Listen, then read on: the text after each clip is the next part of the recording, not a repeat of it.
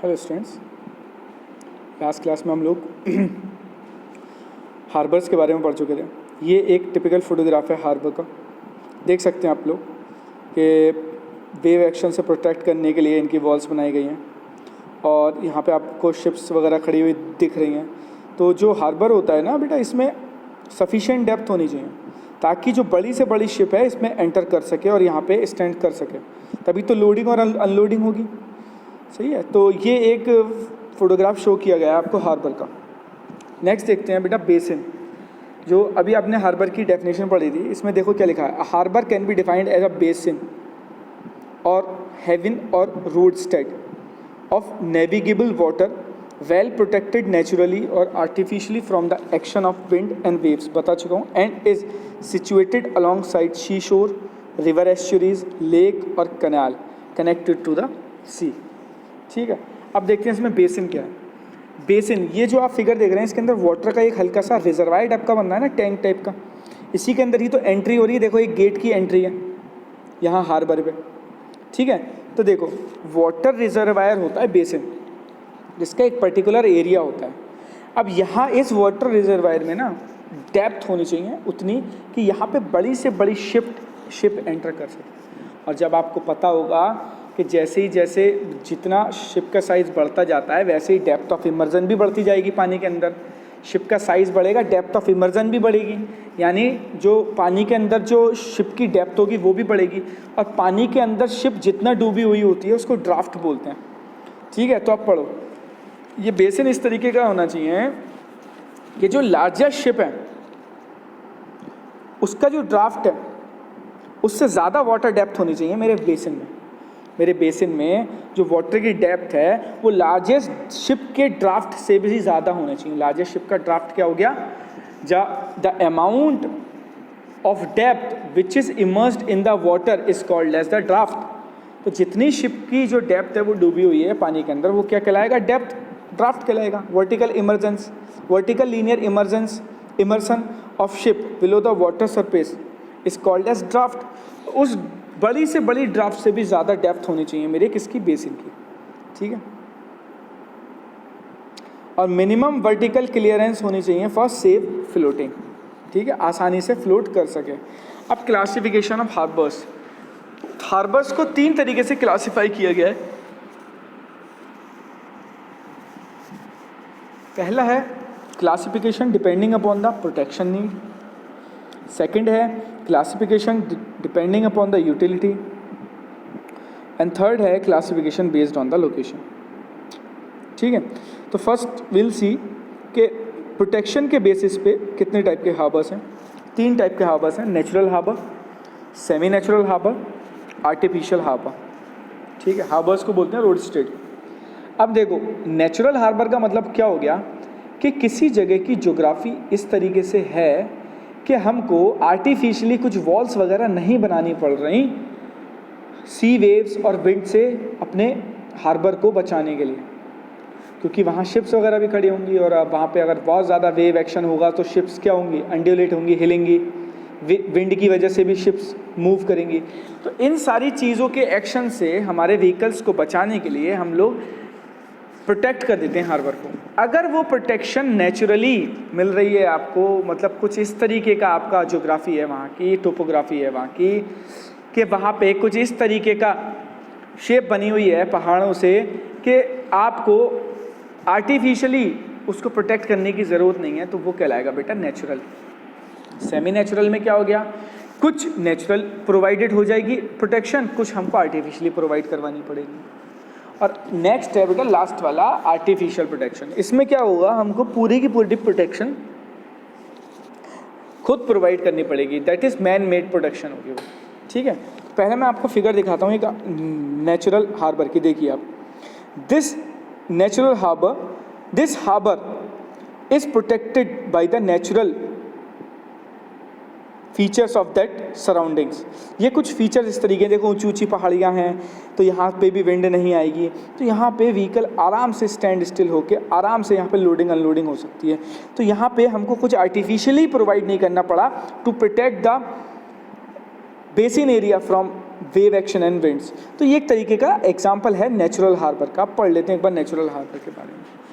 देखिए यहाँ पे जो हमारी इनलेट होती है, जहाँ पे शिप्स वगैरह आएंगी, जहाँ पे खड़ी होंगी आके, ये प्रोटेक्टेड होता है हमारा स्टॉर्म से और वेव से by natural configuration of land. ये मैं बता ही चुका हूँ आपको। नेचुरल फीचर्स इस तरीके के होंगे हमारे वहाँ के कि हमको वहाँ पे नेचुरली ही इन सब चीज़ों से प्रोटेक्शन मिल जाएगी। ठीक है। Natural formation affording safe discharge facilities for ship on sea coast in the form of creeks and basins. ये जो नेचुरल फॉर्मेशन है, इसके अंदर इस तरीके से हमारा रिजर्वायर बनेगा कि उसके अंदर सफिशिएंट डेप्थ होगी ताकि जो शिप्स आ रही हैं वो आसानी से डिस्चार्ज हो सके, यहाँ से आसानी से फ्लोट होके यहाँ से जा सके। इसके एग्जांपल हैं बेटा बॉम्बे एंड कांडला हार्बर। दिखाते हैं आपको एग्जांपल। देखिए ये है Mumbai airport, sorry Mumbai port. देखिए यहाँ पे दोनों तरफ से, तीनों तरफ से बाउंड्री से घिरा हुआ है ये पोर्ट। ठीक है, तो ये हो गया मुंबई पोर्ट। ऐसी कांडला पोर्ट है, उसको सैटेलाइट इमेज में दिखाया गया है, देख सकते हैं आप लोग। ये है कांडला पोर्ट, ये भी दोनों तरफ से साइड से प्रोटेक्टेड है। ठीक है, ये है कांडला पोर्ट। ये दोनों ही नेचुरल पोर्ट्स हैं। नेक्स्ट देखते हैं बच्चों, नेचुरल रोडस्टेड्स। ये क्या होता है? ये डीप नेविगेबल चैनल होता है with natural protection of bank and shoal to seaward is a good example of natural roadstead. बस उसमें और इसमें क्या फ़र्क है? ये डीप नेविगेबल चैनल होते हैं, लॉन्ग चैनल्स होते हैं, deep navigable road channels which is protected